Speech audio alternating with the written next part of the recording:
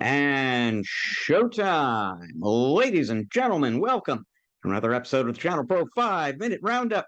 Look at news, trends, and tips for the SMB channel in 5 minutes or thereabouts. My name is Rich Freeman. I am executive editor of the ChannelPro Network, also a host of this program. I am joined this week, as I am every week, by your other co-host, Eric Simpson, business transformation and improvement advisor to MSPs and other IT providers. Eric, how goes it?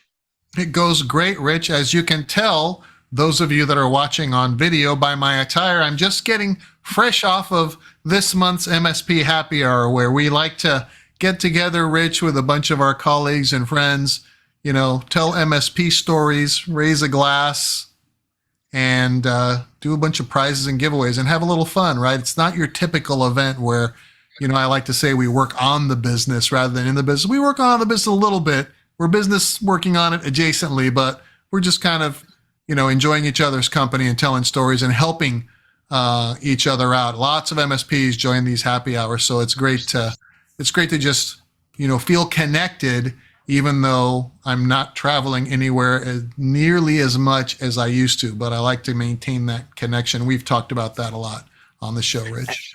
And so if folks want to find out when the next happy hour is, they go to ericksimpson.com. Yep, they can go to ericksimpson.com/MSP Happy Hour, or they can just go to msphappyhour.com and it'll direct you. In the meantime, folks, he's been drinking earlier today. Let's see how that plays out in this week's episode of the 5-Minute Roundup. And we are going to dive right into our top story of the week here. And it comes to us from Service Leadership, which is effectively the managed services consulting arm of ConnectWise. This is the company founded by Paul Dipple, once upon a time purchased by ConnectWise last year. They have one of the best, deepest pools of information, data, performance data from channel pros of all kinds that I certainly am aware of. They go out to thousands of channel partners in 102 different countries 4 times a year, and they collect information. This week, they published their 2022 industry IT solution provider industry profitability report. It is packed with interesting insights, folks. We're just going to kind of focus in on 1 or 2 things here for purposes of this conversation. And what I want to kind of call attention to is, according to Service Leadership, 2021 was an extraordinary year, and especially for MSPs. Overall revenue on average for MSPs last year up 16%. Adjusted EBITDA for MSPs on average up 15.5%. Very, very strong numbers. But once you start diving down into that set of numbers there a little bit and looking at it a little bit more closely, you discover there are some disparities within the MSP population. And specifically, what they like to do at Service Leadership is look at the best-in-class MSPs, which is basically the top 25% as measured by profitability, and then what they call the bottom quartile MSPs, which is the bottom 25%. Based on profitability. You look at that and you find that profitability for the best in class, the top quartile of MSPs, is anywhere in the range of 20 to 25% as of last year anyway.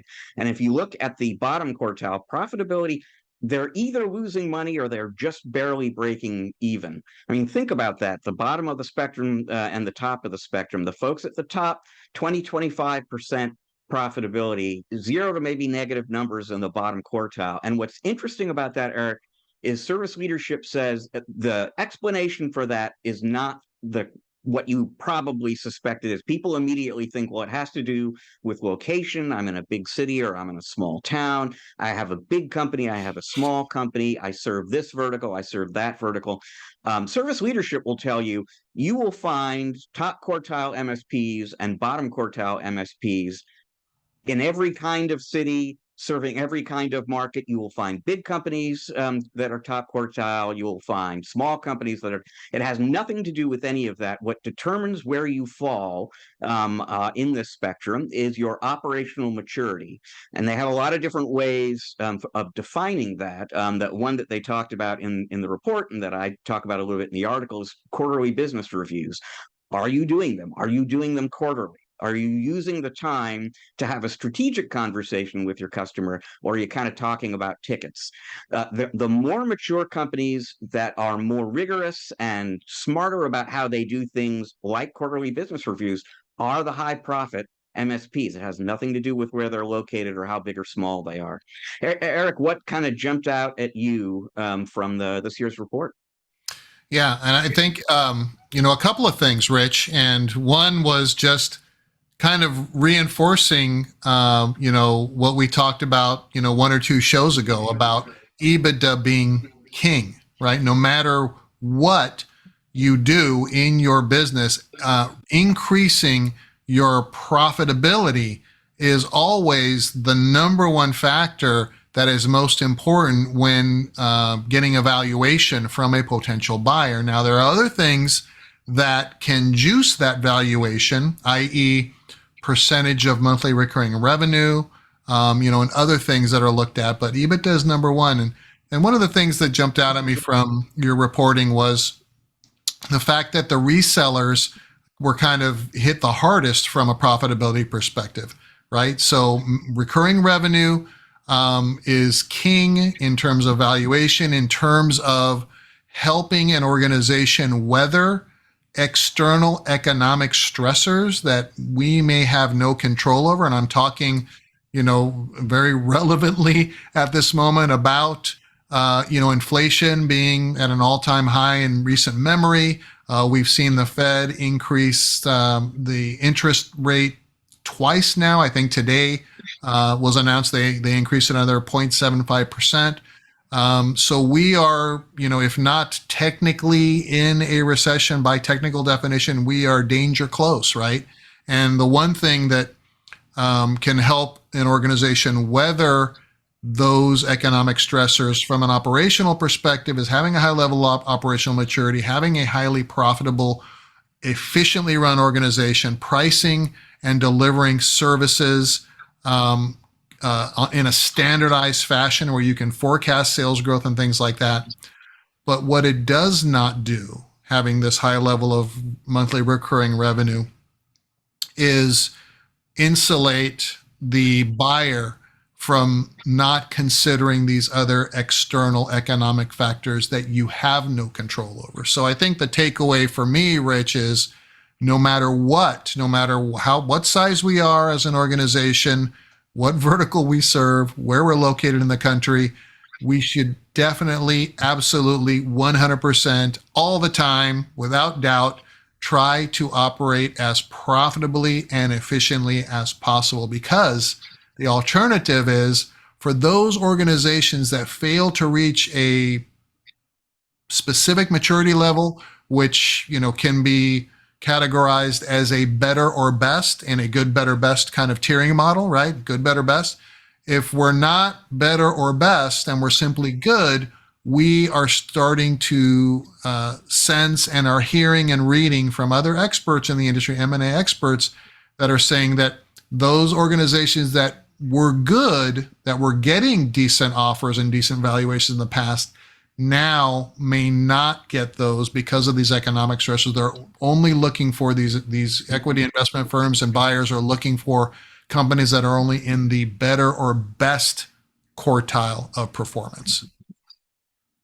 Well, one thing we know for sure is that you really need to be operationally mature to get into that best category. That's going to be a big part of the equation.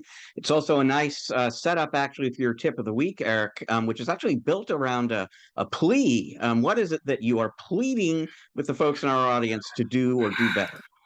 Yes. So today, my plea is, I urge you all, please tighten up your SOWs, your SOWs, your statements of work. I had an occasion to work with 2 new clients this week, Rich, that I onboarded, and looking at the SOWs that they are using from the perspective of profit and from the perspective of risk, drove me to today's tip of the week. And the one thing that I can say is, if your SOW is not clearly defined as to what is included and clearly what is excluded. Nothing that is not in the SOW is specifically excluded, and having definitions about what we do. For instance, we will onboard, users. Okay, what is the definition of that?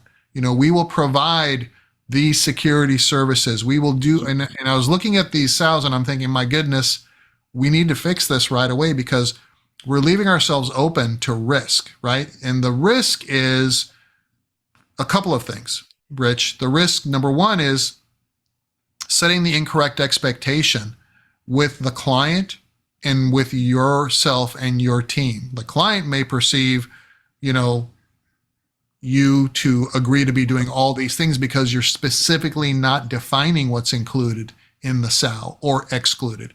And you may be thinking, holy cow, if they want that, we're going to charge them for it. And now guess what happens, right? They get an invoice and they're like, well, wait a minute. I thought it was all included. How many times as a recovering MSP have I heard that in my early days of building my practice, right? We need to be clear about what's included in our SOWs and what's excluded in our SOWs. And we need to enforce a minimum set of services that every client needs to agree to in order to become our client. And these are heavily based upon cybersecurity, Rich, and making sure that we are mitigating the risk not only to our clients, but to ourselves as the MSP as well. As we know, Rich, we've talked about this on the show, MSPs are a target for cyber criminals, just like, their other targets, right? In fact, they may see MSPs or someone that provides service to multiple organizations and are typically connected to all those organizations through their support and service platforms as an ideal target. I mean, it's still one organization you're trying to breach, but once you're in, you can now have access to all of these client, platforms and services. And, we've reported a couple of years ago about a big hack where it was actually a disgruntled employee of an MSP who was actually selling RDP access to all of the customer servers on the dark web, if you'll recall that story. So, folks, make sure you're protecting yourself and your clients by being very specific in your statements of work, indicating what is included, and then everything else specifically excluding it so that there is no doubt as to what you're responsible for. And don't take on more than you should. Do not write in your SOW that you are responsible for the cybersecurity of your client's organization. You are not. The client is responsible for their cybersecurity. You are simply delivering these specific services to enhance their cybersecurity posture. And one key thing in there that I really want to highlight, because it actually relates directly to the service leadership report we were just discussing, is the idea that you are going to mandate in the statement of work a complete stack of security solutions, that you're not going to negotiate this. One of the things service leadership said is that the most profitable top quartile MSPs get 11.9% of their revenue from managed security. The bottom quartile MSPs get 4%. And the difference, the big reason, is that the most profitable, most mature MSPs sell the so-called full meal deal. Basically, here's a complete stack of everything that we offer and that you need. We're not going to line any of this stuff out. If you're going to be our client and we're going to take care of you the right way, you're getting all this stuff. Whereas the less mature and hence less profitable companies will kind of cafeteria it and let the customer decide what they are or are not going to eat. It goes right to what you're talking about, and it should be built right into the statement of work that this is mandatory. It's that we have to do this in order to take care of you right. And those additional profits, that 20 to 25% EBITDA, the additional 8% or so over a bottom quartile MSP on the security services, all that additional profit is what fuels growth. It fuels the ability to compete from a salary perspective for the best talent. It gives you the ability to retain your talent, trying to keep them from being poached, for more money somewhere else. And it allows you to invest in your business growth. So if you're not growing, if you're stagnant or you're flatlined, that's also a negative stressor on valuation as well, right? You know, companies want to buy organizations that are growing, that they're in a growth mode and are able to compete at the highest level. So again, you know, great findings from the work from the good folks at Service Leadership, and you know, it doesn't surprise me, right? This is what we know. We know that the most mature MSPs are the ones that, you know, standardize on their deliverables. They hold joint accountability for what they deliver and what they require their clients to subscribe to, and they charge at the highest margins. So lots of lessons actually to be learned from the service leadership research. We will link to a story I posted yesterday about that with all sorts of additional insights in the show notes. Check it out. Folks, this leaves us for time for just one more story this week. And you know, if you're feeling like you work hard, you get a lot done, you're accomplished in what you do professionally, I've got bad news for you. You're kind of a slacker. And so am I. And sorry, Eric, so are you. We learned this week when we discovered that there is a 13-year-old girl who has been accepted to medical school only a year after graduating high school. Let's pause right there. She graduated high school at age 12. She's 13 now. She is attending two different colleges, undergraduate programs simultaneously, Arizona State and Oakwood University, where she is pursuing separate undergraduate degrees in biological sciences. And she has been admitted to the University of Alabama, Birmingham School of Medicine starting next year at age 14, Eric, which I believe means, well, ordinarily it would mean she'll graduate from medical school at age 17. Knowing this very talented young woman, I wouldn't be surprised if she graduates at 15 or 16. That is impressive. She says the key to her success is she's very disciplined and focused. I'm sure she is both of those things, but she's quite gifted as well. Gotta say, she's at at the overachiever operational maturity level index. I think, Rich. My goodness, yeah, and you know, her mom in the article said she knew when she was just a toddler, right? You know, that she was gifted. I mean, it's just, you know, a rarity. I wonder sometimes, Rich. You know, we hear stories of geniuses and prodigies like this that, you know, just get into their field of study and go through college and all that quickly. I myself, when I was in school, I'm no genius, okay, but I was skipped twice in school. I graduated high school when I was 16 years old, but I would not wish that on anyone. I would never allow my kids to be skipped forward in school, because the social awkwardness, being 2 years younger than everyone else in my class, it was tough, Rich. I mean, I was not, you know, at that same maturity level, emotional maturity level, as any of my classmates. So, you know, on the one hand, you know, it's great, you know, to move forward in your career, but at what cost? It's an interesting point. This young woman is going to be about 8 years, 9 years younger than her peers at medical school, but we wish her luck, and we wish her fellow students luck in competing with her, because she's apparently quite impressive. Folks, Absolutely. that is all the time we've got this week for you on the 5-Minute Roundup. Thank you so much for joining us. We're going to be back again next week with another episode for you. There's even a chance Eric and I will be physically together to do that episode, because we're both going to be at CompTIA's ChannelCon event next week. In the meantime, did you know that we are both a video and a podcast these days? If you are watching the video, but you're into podcasts, you will find us wherever you get your podcasts. If that's Google or Apple or Stitcher or Spotify, you name it, find us there. Please subscribe, rate, review. We appreciate it. Your peers will appreciate it. If you're listening to the podcast right now, but you want to watch us on video, please go to YouTube. If you find or make your way to the ChannelPro Network channel on YouTube, you'll find us there. Once again, you have an opportunity to subscribe, and if you click the little bell icon, you'll even get notified when the new episodes go up. If you want to read more about stuff like the recent research data from Service Leadership, get great business growth advice for your company, please visit channelpronetwork.com. Every day there is great stuff for you coming up there every single day. To learn more about Erick and the work he does with his clients, you should visit ericksimpson.com. That is ERICK Simpson.com. Once again, we thank you very much for joining us. We're going to see you again next week. Until then, folks, please enjoy the rest of your week. Erick and I are enjoying the rest of your week already.